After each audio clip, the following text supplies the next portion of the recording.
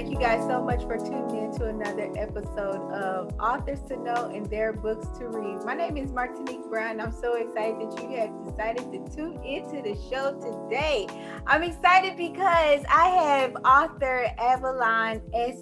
Brown on the show, and she is actually the author of Mommy, Why Do I Have a Cold? I'm telling you, I be asking that question and I'm a grown adult. So I probably need to read that book myself. So I know that you guys might be wondering, like, are you guys related? We are not related, but you know, Adam and Eve, we all related some way, some we all related some way, so somehow. So Avalon, thank you so much for being on the show.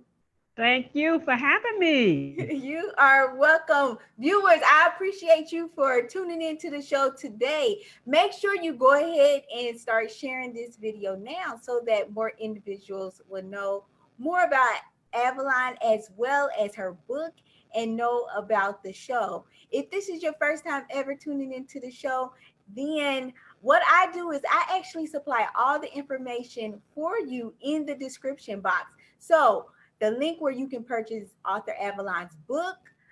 You can follow her on Instagram and follow her as well as like her Facebook page. The links are in the description box. What I would love for you to also do is subscribe to my YouTube channel, which is Martinique the Storyteller. And if you truly enjoy my shows, I would love for you to give a financial gift in any amount. That would be such a blessing. And that Cash App and PayPal link is in the description box as well. So, author Avalon, can you just let the viewers know just a little bit more about yourself?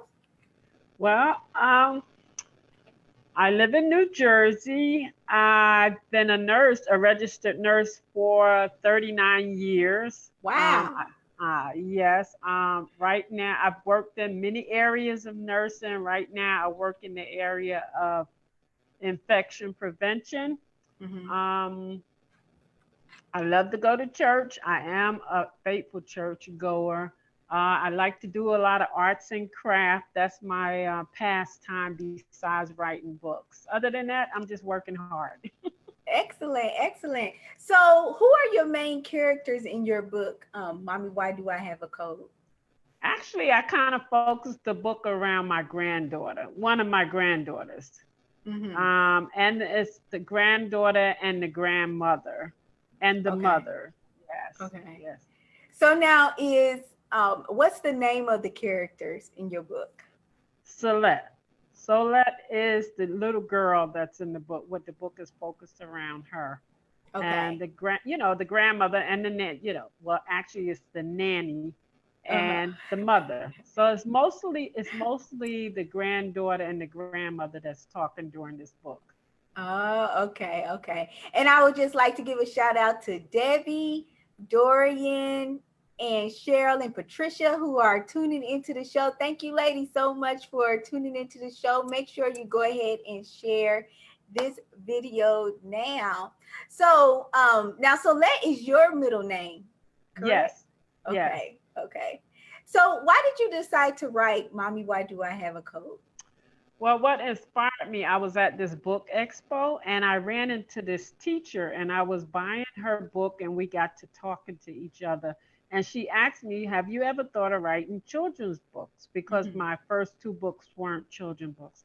So then she said, well, since you're a nurse, have you ever thought of writing about any books in your profession? And I said, no, no, I never gave it a thought. So when I sat down, it started coming to me and I was like, what can I write about? Mm-hmm. And that was the first thing that popped in my mind was, oh, mommy, why I have a cold. And so I just kind of took it from there when I got home and just Mm-hmm. started writing about it. Yeah, So because my now, granddaughter always have cold. does she? Yes. Does she? So how old is your granddaughter? Right now she is 7. So does she know that this book was written with her in mind? Yes, I told her about it, but she hasn't had a copy of it yet. So I have to get a copy of it to her. Yeah. So what will children actually learn from reading your book? Well, in the book, I kind of talk about the different things that might might make you catch a cold. So I just talk about a couple of things that you can do, or a couple of things that happen that cause you to catch a cold sometimes. So this is what I'm talking to the granddaughter about. That's excellent. And I think it's so cool that you have experience in this as well as the knowledge to truly write a book that's accurate. Yes, I yeah. think that's excellent. So what age range does your book focus on? Well, actually, it's as I'm kind of focusing on the young children, I would say up to 10, but it actually, there's things in the book, like you said, an adult can also appreciate or learn from that maybe they don't even pay attention to. Yeah. These are some of the things that I focus on that has to do with catching a cold that happens that make you sometimes catch a cold. You can't say it's really the cause of a cold, Yeah. but it may make you catch a cold. Mm-hmm. Mm-hmm. So I know that you mentioned that you actually worked 39 years as a nurse. Yes. What different areas did you work in as a Well, nurse? I started out in for 18 years. The first 18 years, I kind of worked in like a post-op surgery with GIGU, a urinary Mm-hmm. colon floor, and it was a post-op floor. Then from there, I did 20 years of dialysis nursing. I was doing Wow. dialysis, yes. So the last now I'm into infection control. So I'm working in the hospital as an infection control nurse. Okay. Okay. Which area do you enjoy working in the most? Well, they all have been learning experiences. Actually, I enjoyed them all. This is my I enjoyed them all. I can't say any better than the other one because each one was something different, and Mm-hmm. that's how I am. Like I like a new challenge. Once I get like to the place where I can kind of do something with my eyes closed, I'm Yeah. ready to go into another area, another adventure. So I've learned a lot Ah. from each area. Yes. So is that why you did go into different areas because you became like so good at it, you wanted a different challenge? Well, it was like I won't say I got so good, but I would say that I was to the point where I know, like right off the top of my head, it's like when you get to a point where okay, I feel like I can't learn anymore in this area or grow, I'm Mm-hmm. looking for another area where I can grow. And That's being awesome. that last 2 years I went back to school, so I've learned more. So now where I am now, I can put what I learned into effect. So it's a learning process all the time. You're never too good at nothing, Mm-hmm. not in Mm-hmm. nursing. So now, have you been at the same hospital the whole time? Well, the first, when I was in the post op area, I was in the same hospital first 18 years. And then for the 20 years, I was at the same dialysis company. And now I'm Wow. here at a different hospital. I'm back in the hospital. You are so stable. That's great. Yes, I yes. mean, you and my mom would get along so well because I just be like bouncing everywhere, and she like Martinique. Why? Because she No, just, that's not me. she, You're going to find the same thing no matter where you go. well, the thing is, I just can honestly say that I never really truly found what I like enjoyed doing. And so Okay, that's yeah. why I was always just bouncing around from like career to career. It Oh, wasn't, okay. yeah, it was different careers. And so my mom, she actually just retired after, serving at her job for like over Mhm. 20 something years. And I'm like, I wish I just had that stable mindset like that. Right, right. Because it's tiring. It's tiring to Yeah, move around yeah. so much. So, with so many children's books out there, why should parents actually consider purchasing your book, for their child? But well, I feel this is the right season because flu season actually started Mm. the beginning of September. So I feel like my book it has some learning for the children. Like the children want to enjoy the pictures, and it will make them think too when they go to school. Oh, maybe I should do this, Yeah. oh, maybe, they'll be aware of the things that's going on around them. And I think this book does that, without Hmm. saying telling what the whole book is about. It has parts in it where the children, what I'm talking about, there's pictures to match what I'm talking about in the book. So that it kind of makes you aware of, oh, maybe I should do that. I need to do this and I need to do that. These are the type of things that may help prevent you get a cold. And that's why I Hmm. think, the book is, very educational. Yeah. Yeah. So if we have somebody that's out there that's interested in writing a children's book, like what are some of the, because this is your first children's book, correct? Well, actually, it's the second. Okay. It's So the what second. are just some of the things that you could share with another author? Like some of the mistakes that you maybe ran into that you wish somebody would have told you. Well, I think for the children books, I kind of base my children books around things that I see my grandchildren doing that has to focus on my grandchildren or something like, because the books that I have a couple of more books coming out. They each focus around my grandchildren and Hmm. things that I've seen them go through. So Okay. it's like the mistake that I say I probably would make was finding like the right publishing company, Mm. because there's so many different ones out, and making sure that I have the right people and within the budget that I Yeah. have, Yeah. and Yeah. not trying to like, pushing, because some of them are kind of pushy. Hmm. Hmm. But like far as writing the book, my writing was inspired by things that I see my grandchildren. So I mean, when it comes to the children book, I guess it depends on your imagination or how you want children to enjoy the book. So Okay. when I told my granddaughter about this book, she's so excited to see because she wants to take it to school. That's so cute. So now does the character actually look like your granddaughter? Almost, yes, almost. Look, if you can see the book, I don't know if you can really We see. can see it. We can see it. Yeah, she had her hair like that for a while, and so it's sort of like her because she has that brown complexion. It Uh-huh. almost looks like her. Yes, the character does, because I gave them a picture of her when Uh-huh. they did the cover. That's excellent. I want a book after me. That'll be so cute. So, how do you feel about your publishing company now? Like the publisher that did that book. How did they do? That did this book. Uh-huh. Actually, my next children book, I did change publishers because Okay. I felt like, well, this publishing company didn't do enough to help promote me, where some of them will.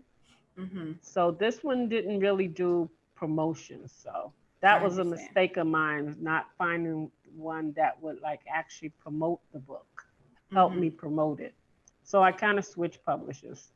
But don't a lot of the publishers actually have like different packages that you can, purchase, and Right. they do offer like a lot more promotion in it? Well, because at the time I was not trying to spend a lot of money, I Okay. guess that was my mistake. You get what you pay for, kind Mm-hmm. of Mm-hmm. thing. So, but Mm-hmm. you live and learn. That's so Live and true. learn. That is so true. So I know that you actually mentioned that this is your second children's book and that you have written other books as Hmm. well. Can you let our viewers know a little bit more about those other books that you've written? Okay, so my first book that I actually wrote was back in 2012, and it's called "It Was the Devil All Along," and Okay. it's a memoir of my nursing career and the struggles that I had in nursing, how I got through those struggles, Mm-hmm. how God helped me through those struggles. Mm-hmm. The second book was My Two Bishops and Mother. That was focused around my father because he was a bishop and he started his own church Okay. in 1964. And before he died, he mentored the person that was to take over the church after him. So the Mm-hmm. book is sort of about the two of them, and how he mentored this one. Then I did a children's book. It's called Ben, There's a Mouse in the House. There was a young lady that was talking about, she likes to go in her basement with her fish tanks, and she noticed when she looked in the closet that there was a hole, but she never saw the mouse, and she runs upstairs to tell the husband. So the Uh-huh. book, it was, I kind of wrote the book off of her story. She didn't realize she was telling the story, so I wrote a book. The Uh-huh. next book is my dad and the big machine, because my grandson, his father, um, ended up on dialysis. He's young, Mhm. and so I kind of wrote a book about how the father was doing dialysis at home, and the child wanted to know what the big machine was doing to the dad. And after the dad explains it to him, then the child, feels better and goes outside to play, kind of thing. So, they're all on Amazon. Uh-huh. And yeah, that's so. I have another book right now in the publishing company that's called That Needle Is Not for Me. That's about Okay. my other granddaughter, because when she go to the doctor, she doesn't like the needles. So Yeah, me focus either. it's focused on that, about her going to the doctor's office and dealing with the doctor having to give her a needle. So Mhm. yeah. So now, how many grandkids do you have? I have seven, seven. Wow. Yeah, Okay. all ages, starting from 22 down to 5. Okay. This is so cute. I think that is so. I mean, I really love the fact that your books help make things like less scary for kids. Yes, And so I honestly did not know that people could do dialysis at the house. yes, yeah, you can do home dialysis. They bring the machine and all your supplies and everything. As long as you have someone that can be there with you, yeah, you can do your dialysis at home. There's But there's different ways. isn't that more expensive because somebody's actually they're coming to your house every single day, No, right? no. What they do is they bring you into the facility and they train you and a partner, and then you learn how to do it at home yourself. So do you get to keep that machine? You're actually paid for it. Yeah, it stays Oh, so at your you house. buy it. So you're buying that The machine. insurance is paying for it. No, the insurance pays for it. And it stays at your house because you're on dialysis for life unless you get a kidney transplant. Dialysis has always, I guess, I've just never really understood it. Um, Yeah, it's a lot to it. it Yes. is, yeah. I need you to write a book specifically for me that says this is dialysis. So with your first book about um like the ups and downs of being a nurse, Hmm. can you just tell our viewers just a little bit more about that book because it sounds so interesting? Yeah, well, I named the name of the book, it was The Devil All Along, because I went through so much. I don't really want to say that it was because at first I thought maybe because I was black. And I know when I Mhm. started back in the 80s, it wasn't a lot of black nurses. But Okay. because my second half of nurses, a lot of my struggles was dealt with also. Most of the time it was problem with management. Okay. And because working under my own people, it was kind of the same or worse. That's why I said it was the devil all along. I felt like maybe when I look back at what I wrote, I feel like maybe this was part of my learning going into God. And Mm. how God was just like trying to show me and help me all along, because he wanted me to be a certain way, was trying to Mhm. make me grow. I feel like the experience of it, although it was a lot of struggles, a lot of prejudice, a lot of unfair things going on, is Mhm. something that made me grow in the process also. And that's why I look back and I didn't name it until after I wrote it. And I said, oh, Mm. it was the devil all along, because he was trying to stop me from getting to my destination. And the only thing he could use was my nursing career, because That's that's good. where most of my time was spent. Mhm. Yeah. So how come you did not give up though? Because I mean, I am able to enjoy certain things when I Hmm. was, going into the office.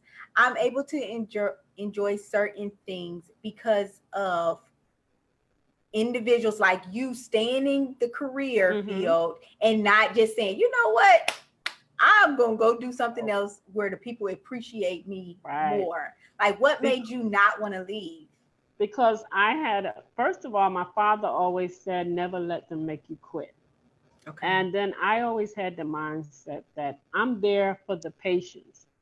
It doesn't matter how if management praise me or not. I'm a nurse because this is my passion. I'm there for the patients, and they're the ones who matter, not all the politics that's going on around nursing. Because it is Mm-hmm. a lot of politics in it. There's a lot of unfairness. And now I see where people are writing articles about nurse bullying, where people weren't speaking out about it then. Now Mm-hmm. there's people speaking out about what actually is going on sometimes with management. A lot of times it's your coworkers, a lot of times it's management, but Mm-hmm. most of my struggles seem to have been with management. Some of Okay. them was with coworkers because when I started out in nursing, I was with other cultures. But Okay. if you read the book, you yourself, the question you just asked me, a lot of people said, "Why didn't you quit?" Because I wasn't there for them. I was there for the patients, and that was my passion. I wanted to be a nurse since I was young, and Mm, that's what I was going to do, and I was going to be the best nurse that I could be. that's So excellent. yeah, so I stuck around and just went through, and being that, like I said, my father was a minister, he would always talk to me and he would say, never let them make you quit. Because as a young nurse, I was always fighting back with the mouth. But as I got older and started to get into church, I Mm-hmm. started learning how to be quiet and let God fight the battle. So every time they really did something to me, as long, I stepped back and it just got overturned. And, I wrote about those specific situations in my book. Mm-hmm. I wrote it to the point that at one point they thought I was keeping notes. I didn't have to keep notes because what you were doing just was just in my head. It Mm. stuck there. So I felt like I need to write a book because people need to know these type of things go on in nursing, because a lot of time nursing, the white cap and the white uniform, oh, the angels, it's not always like that. Yeah. Yeah. No, it's not always like that. And you do have to be strong in a lot of situations, because I did see a lot of people quit because it was just like, I'm not going to take this. But I just refused to let them make me quit, because that's what my father instilled in me. Never let them make you quit. Mm-hmm. Mm-hmm. That's excellent. That's excellent. So I know that you actually have an event coming up on September 14th. Um, and you're participating in the sixth annual Independent Author Expo, um, Yes. book expo in, how do you pronounce the city? In Roselle? Roselle, Roselle, New New Jersey. Yeah, Jersey. in Warrenacre Park. It's over in Warrenacre Park. Yeah. It's the So sports center that's there. can you tell us a little bit more about that event? Well, this is the second one that I'm going to. I actually went to it last year, Mm-hmm. and there's lots of authors there with all types of books, children fiction, nonfiction, and it's a very big event, and I loved it. So I was like, I'm going back again. So you have all type of authors. I think it might have been, was it 100? I don't know. It was a lot of Wow. authors, at least 50 authors. It was a lot of Mm-hmm. authors. And it was really nice. They had also workshops. They have little program. They give out awards for the best fiction children book. Like they give out awards there too. Oh So it's wow. really a nice thing to go to. Uh-huh. I bet. That's a lot of author. Is it a free event though for the It's public? free for the public. Yes. Yes. That's good. That's really good. Yeah. So, I know that you did talk about like just your struggles as a nurse, and you've been in the field, for 39 years. what would you say to somebody that's dealing with the whole politics side of nurses? Because I do want to praise nurses. I had my first um, overnight stay at Mm-hmm. a hospital because I had a myomectomy. And I'm just, those nurses were just so great, to me. And like you Yeah. said, you put the patient first, but how do you look at your responsibility of your job and not allow what your coworkers are doing to affect, how you perform your job? Form. Because I think it's difficult to separate the two. Well, for me, it's like, okay, I wanted, like I said, I went to be the best nurse that I can be. So it's like no matter what's going on with management or whatever, as long as I'm doing what I'm supposed to, I'm dotting my I's and crossing my T's. When you come with that politics stuff, my work speaks for me. Yeah, Mm-hmm. and I think that's a lot of reason why, even though I went through some of the stuff, like it wasn't like I see people get fired or whatever. But when it came to you saying something, you could never say anything about my work. I'll put it like that. Mm. It's always some off the wall nonsense, that type Okay. of thing. You know what I mean? Uh-huh. It's like you can't say anything about my work because I did my work. You know, you could either put what you want in my evaluation, or it was like when I said politics things, it's like, okay, we're going out and we're going to do this, but maybe I don't want to do that. So it's like, oh, you're not a team player because you don't want to hang with us. But Mm. I'm not a click person. I Got came you. here to do a job. I don't have to be at the parties. I don't have to go to the dinners. It's like sometimes when you're not a part of all of that kind of stuff, you become the outsider. You know, Mm-hmm. it's like, oh, and that's kind of where a lot of the stuff start. So then you have people, then you see the nitpicking. Okay. You look for stuff. Now you're looking for stuff or any little thing, you're making up stuff. I mean, Mm-hmm. I had some crazy things done to me. Something simple as changing units. Okay, we're gonna open up another unit, and there was a situation where they opened up a new unit. I was working on the night shift. I now wanted the day shift because they brought in 5 brand new nurses right out of school. So Mm-hmm. now I have seniority, but you said no, you can't have that shift. Mm-hmm. So just something simple as that. I have seniority. I've been here how long? 7, 8 years. So somebody right out of nursing school comes in, you Mm-hmm. give them day shift and tell me I can't have it. But then it's like, okay, I didn't say anything, but the other situations that came up, um, God just worked it out where you had no choice but to give me that shift. Mm. Because what happened was the manager needed something from somebody that was a friend of mine. And it was like, okay, she wants that shift. So if you want me to do X, Y, and Z, Yeah. then you got to give my friend that. It's stupid. It's like things Uh-huh. like that. And that's Uh-huh. just politics to me. Mm-hmm. It had nothing to do with my work Yeah. or either. I know one time there was a situation. I was working on a night shift. A nurse was coming in. Now the manager was standing right in front of the nursing station in front of me. Mm-hmm. And the nurse comes in, walked down the hall and said, "Oh, a patient is about to fall out the bed." Mm-hmm. The manager kind of looks over at me and said, "If that patient falls, somebody's going to be in trouble."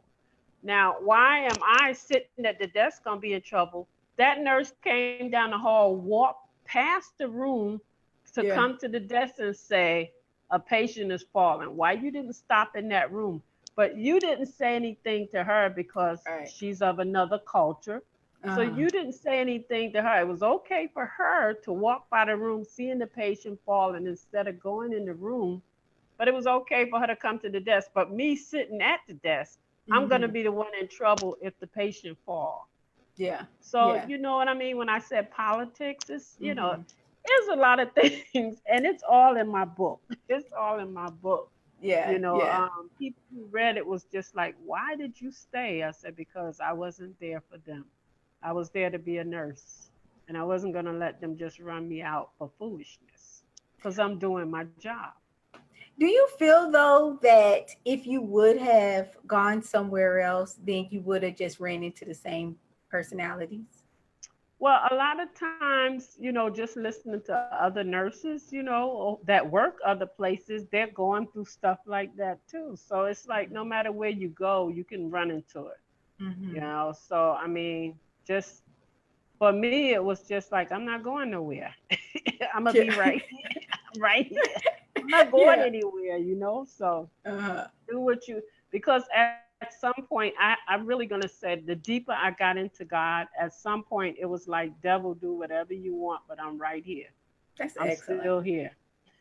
That's excellent. Yeah. I just, I I just think you are so strong. Amen to that. That is excellent. but that I owe that to God. I owe Uh-huh. that to God, the strength that He has given me to go through what I went through. You Mm-hmm. know. So how would you say it is for you now though? Oh, but I would say I'm gonna tell for the last 2 years, I would say um, I've had peace at work. And then I'm going to also say, reading over the book myself, I saw where I needed to look deep inside of my own self to Mm-hmm. see what it is about me that maybe I can change so that a different perception, you know what I'm Mm-hmm. saying? Yeah. Maybe instead of me fighting back so much, I could have avoided some things. But like I said, as you get older, you learn. The Yeah. more you get into God, I started learning that, okay, maybe there's something in me that needs to change too, because take some of that fight out of me, maybe, and I can say I've had just the changing of myself, looking deeper and deeper in myself to see if there's little areas in me that need to be changed. It's not always Mm-hmm. about everybody else. Sometimes it's Mm-hmm. about yourself. So I could say I've had peace at work the last 2.5 years. Yeah. Just because I of understand. changes that I made within myself. That is so good. That is so good. And I just think that it's just amazing because I feel like regardless of what age somebody is, they can still be immature. And so Yes. I just feel like that really just shows your maturity in your relationship with Christ. That you no longer only just blamed other people, but you Mhm. also just took some time to um, just for some introspection, of Yeah, I yourself. needed some more humbling myself. So. Yeah, that's just a major lesson Hmm. for all of us. You all, if you are interested in purchasing any of authors Avalon's books, make sure you go to the description box because it has her link to Hmm. her books. Also, make sure you continue to share this video so that more individuals will know about Mommy, Why Do I Have a Code, as well as author Avalon S. Brown. And we truly do thank you for taking time out to watch another episode of Authors to Know and Their Books to Read. And author Avalon, thank you so much for Oh, being on the thank you. show. You Thank you are for having me. I enjoyed this. Thank you. you are welcome. You are welcome. I hope you guys have a great night and we will talk to you all later. Bye-bye. Bye.